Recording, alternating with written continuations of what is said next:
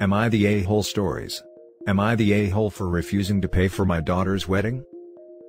I think I need to give a background information before explaining the details. I, 47 male, met my wife, 49 female, when we were in our mid-20s. She was a single parent and I have been in our daughter's, 26 female, life for 22 years. Her biological father was not in the picture till she was about 13. He had been an addict and he cleaned up his life, but my wife waited till he was sober for more than a year before trusting him enough to meet his daughter. My daughter grew distant from me, and we took some time to adjust the dynamics of our relationship. We did a lot of family therapy. She adores her father, they both are charming, sporty and outgoing people, while I am more of an introvert and bookish in my interests. We still had a great relationship, but I went from being her sole father figure to being just her stepdad. It was hard, but I knew that she had every right to spend time with and bond with her father. She got married when she was 21 and just out of college, and I paid for most of the wedding. Her best friend during her speech thanked her father for paying for the wedding. I was a bit irked by that, but I chalked it up as a mistake, but my daughter went ahead and posted the same thing on social media. My wife had been furious, and wanted to confront her about it, but I have always abhorred confrontation. It was not an expense we had to make huge sacrifices for, and it was not like she was going to get married again. Her marriage fell apart in just a year. Last week, we were FaceTiming her and she came out to us by, and introduced us to her fiancé. I think we handled it pretty well. We were very surprised, but we told her that we loved her no matter what, and that we hoped we could meet her fiancé after the pandemic. Yesterday, she FaceTimed us and asked us for some money for the wedding. We still feel a bit wounded about what happened during the last wedding, and refused to fund this one. She went really quiet, and then started shouting at us for being homophobic, and not recognizing that what she had with her girlfriend was real. She then started crying and cut the call. We tried calling her back, but she rejected our calls. I really can understand how difficult it is to come out. I am bisexual too. I have only come out to my wife 10 years into our marriage.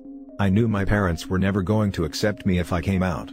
And even though we had a good relationship till they passed away, it gnawed at me that if I had fallen in love with a man, they would have disowned me.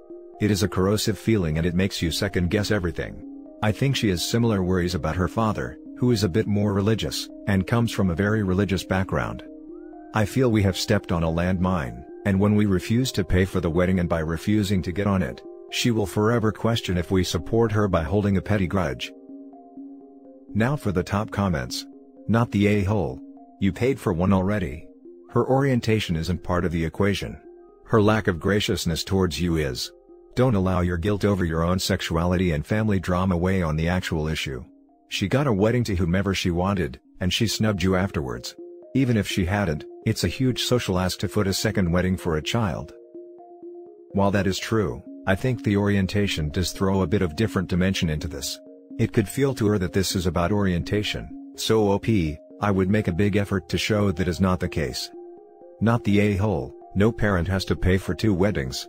But I would suggest you bend over backwards to welcome the fiancé and give a nice engagement gift. Not the a-hole. You and your wife should write her a message/letter. Telling her that you love her and that you're happy for her. That your decision to not fund the wedding has nothing to do with the gender of her fiancé. But explain that you paid for the last wedding, and that your feelings was hurt by her actions. Let her have time to cool off. Wholeheartedly agree with this one. It would suck if she held this grudge over something that is a miscommunication. It could be that she didn't even realize the mistake she slipped up on. I feel like things can still be repaired if everything gets cleared up. The father of the bride usually pays for only one wedding. Second weddings are paid for by the couple themselves. Plus, I wouldn't blame you one bit after that disrespect. Her father can pay for it. She's using her sexual orientation here as blackmail. The father of the bride usually pays for only one wedding. In this case, bio dad skated out of the first one anyway. Hit him up for some largesse on the second go-round. Now for the next story. Am I the a-hole for giving my girlfriend an ultimatum? Both my girlfriend and me are in university. As you can imagine, we aren't millionaires. However, luckily I do have expertise in a particular area, which allowed me to make certain things and sell them online as an online business. It's a digital product, so I don't need to spend ridiculous amount of time on it, and I earn about $300 a week. My girlfriend, on the other hand, whilst not poor by any chance, does not have a job or any form of income. Her parents aren't Jeff Bezos, so she only gets living expenses on top of her tuition fees. We are both against having a regular job at this point, because we're both focusing on academics and don't have the time, so I'm not blaming her in any way for not having a job. Ever since we got together, I have been more or less funding her current lifestyle. I pay for dinner, I buy her things, etc. I'm more than happy as I'm not really into food or anything, to be honest. My parents gifted me a very good PC, which is what I used to earn money, before I left. So I'm content with that. However, recently I noticed her spending habits have increased, to the point where basically my entire weekly income was being used. I asked her why, and after some questioning, she said it's because of her sister. Now, it'd be generous to say I don't exactly like her sister, so to find out my money was being used on her sister pissed me off. I said I will absolutely not spend a single dime on my girlfriend's sister. She then started to diminish her own spending to spend money on her sister in hopes that I don't see it. But I can, because I can see the charges on my card and it is obviously not something my girlfriend would use. Again, I told her no, stop doing that. She agreed, but kept doing it anyways. I gave her an ultimatum. Either stop this behavior, or I will stop giving her money altogether, not a single cent. She kept calling me an a-hole. Her logic is, since you are spending money on me anyways, I will just use that money on my sister, it's none of your business. However, it's my money, so the way I see it, I should have a right to decide how I can use my money. Am I the a-hole in this case? I can't get past the fact that your girlfriend has access to your credit card. I'd revoke that immediately. She's abusing the privilege. Not the a-hole. Yeah, that's the latter part of the ultimatum. But it's not like I'm just giving her free rein. I can lock that card and block transactions from my app, so if she wants to buy an iPhone 12 Pro Max or something, I can easily block it. Also, prior to this fiasco, she never went out of line in terms of money, so I do trust her. This is weird. She's just your girlfriend, why are you giving her money and access to your funds? If you guys were married, that'd be different, in my opinion. Are you living together? We aren't. I give her money because I don't really use that much money. I don't really care for luxury like eating out or nice clothes. So I instead give her money. She doesn't spend a ridiculous amount, maybe 70 to 100 a week, that's why I was fine, until her sister came in the picture. Why are you two merging finances? You're just college students dating. Everyone sucks here. The next story is titled, Am I the a-hole for telling my husband that he's not going on the yearly trip this year? Back when my husband was 16, him and his 3 closest friends started a yearly camping/kayaking trip. The trip is always at the end of July and usually lasts 3 days. Over the years, the trip has gotten bigger with the addition of wives and new friends. It doesn't matter to the guys, as long as they get their trip and get to spend the weekend drinking and escaping from responsibility. They are now 13 years in. Every one of the boys, besides my husband, has missed at least one. This always coincides with pregnancy of their wives and they stay home with her. I have been on 6 of these trips. And no, COVID didn't stop the trips, as we can and did distance during it. Well, the year has finally come. It's our turn to miss. I am due in the middle of July, so I won't be pregnant during the trip, but I will have a newborn. In our group chat we have for planning the trip, everyone has started putting plans together on location. I've talked in it, asking for them not to go to a specific places I really want to go, and we have agreed to hold that place off until next year, but my husband said they should all go to this other place. I reminded my husband that he couldn't go this year. This sparked a fight between hubby and I, where he said I wouldn't be pregnant anymore so there's no reason to miss. I told him we will have a few-week-old baby at the time, that I needed him home. He threw a fit saying he has never missed a year and he wasn't going to start when I could have my mom come help me. I called him an A and told him he wasn't going this year. We ended the argument in a we will see. I'm now getting crap from his family, and one of his friends saying I can tell him he can't go. And that I'm being a needy witch. 2 of his friends are with me on this, saying he needs to step up because this won't be the only thing he will miss being a parent. Am I the a-hole? Now for the top comments. Not the a-hole. They're all the a-hole for thinking it's okay to leave you alone with a newborn. What if OP needs an emergency C-section, or there are any other complications? Knock on wood there aren't. Besides, isn't bonding with a new baby sort of a thing? Not the a-hole. I'd love to understand the logic behind calling you needy. You will have just given birth to new life. Of course you will need help. His family and his friend all need to get their head out of their butts. Are they going to help you instead? Because if not, they all need to shut up and mind their own business. You even stated that friends over the years have missed because of kids. If this is how your husband is reacting to you birthing his child, he needs to get his priorities straight. Not the a-hole. Not even that she will need help, it is 50% his child, and he holds just as much responsibility for caring for their newborn baby. Shoot, why doesn't OP let him know she'll be going on the trip and leaving him home alone with their newborn baby, that is just as much his baby as it is hers? Obviously that is ridiculous, about as ridiculous as him wanting to leave OP when she will likely have a newborn, or possibly be about to have one, but maybe that would put it a little more in perspective. I roll. Not the a-hole, but why did you decide to have a child with this man? He clearly doesn't want to be a father and is not ready to be one. This is his kid and yours, not yours and your mother's. And what if something went wrong during labor and you couldn't take care of the child / still be in hospital? He clearly doesn't understand the work that taking care of a newborn represents.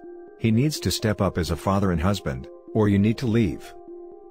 OP might not even have given birth by the trip. If she is due mid-July, up to 42 weeks pregnancy is possible. Now for the last story.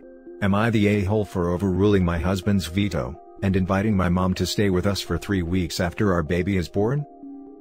I am currently 6 months pregnant with my first baby. My husband and I have been married for 3 years and have a happy marriage overall. With our baby coming in about 3.5 months, we're both nervous and excited, as any new parents would be. We're reading books, watching YouTube videos, just trying to get an idea of what to do, because the most experience we have is holding / playing with babies for about 10 minutes at a time lol, and then handing them back to their parents when they cry.